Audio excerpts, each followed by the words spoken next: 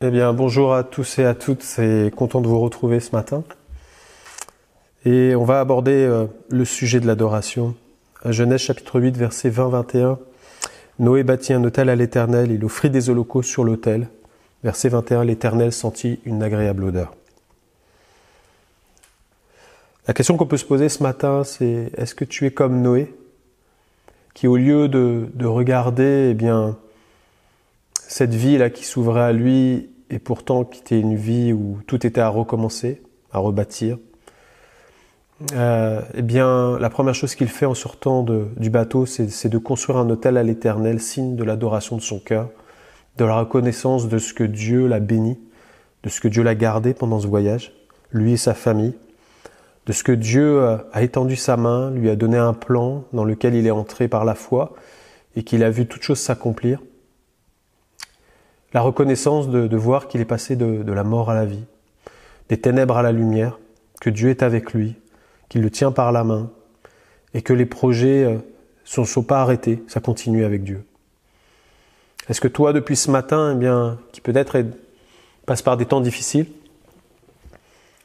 des choses qui s'accumulent dans ta vie, parfois, tu te lèves et puis la veille au soir, tu as entendu une mauvaise nouvelle et ça t'a travaillé toute la nuit, tu n'as peut-être même pas dormi de la nuit, tu as fait une nuit blanche parce que tu as retourné un problème dans ta tête.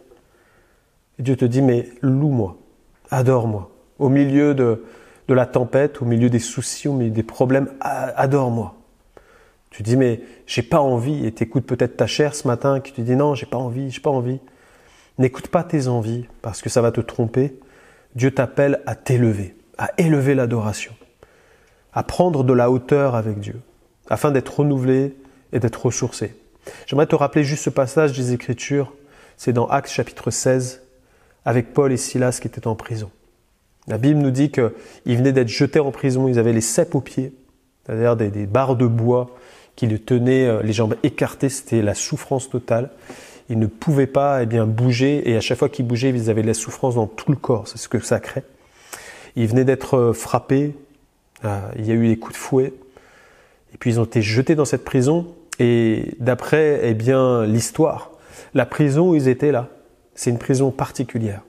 C'est une prison où plusieurs fois par jour, il y avait tous les déchets de la ville qui étaient répandus et qui s'écoulaient dans la prison.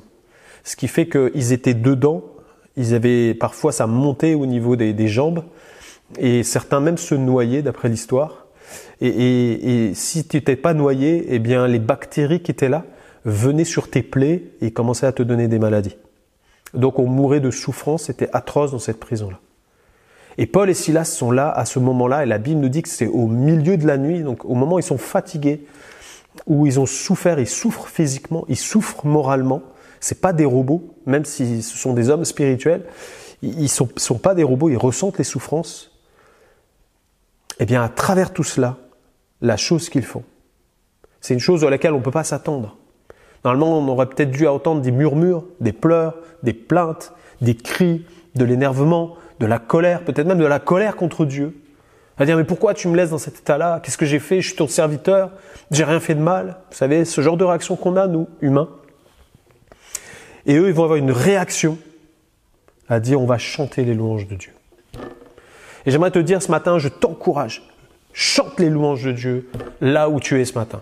Peut-être tu es accablé, chante les louanges de Dieu. Peut-être ton cœur te dit non, n'écoute pas ton cœur, prends autorité sur ton âme.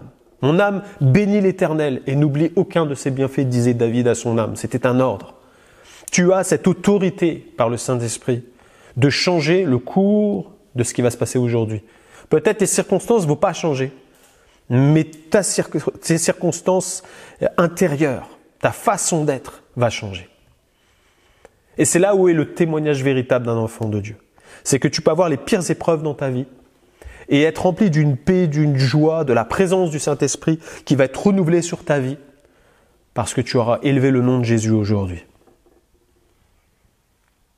Et Dieu veut te faire vivre cela aujourd'hui.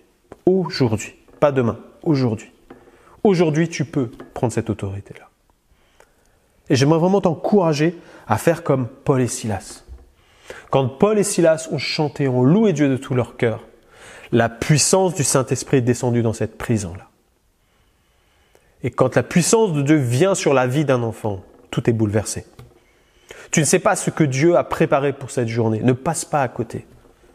Ne le passe pas dans les murmures. Bannis les murmures de ton cœur aujourd'hui. Et fixe tes regards sur la parole de Dieu, sur les promesses de Dieu. Et rappelle-toi tout ce que Dieu a déjà fait dans ta vie jusqu'à aujourd'hui. Est-ce qu'il t'a abandonné une seule fois? Dieu est fidèle. Et si tu as du mal à louer, regarde en arrière. Moi, je fais cet effort-là parfois. Où je dis, Seigneur, tu as tellement été bon dans ma vie, depuis ma naissance jusqu'à aujourd'hui. Et je retrace toutes les choses que Dieu a fait dans ma vie. Toutes celles dont je me souviens, parce qu'il y en a plein que j'oublie.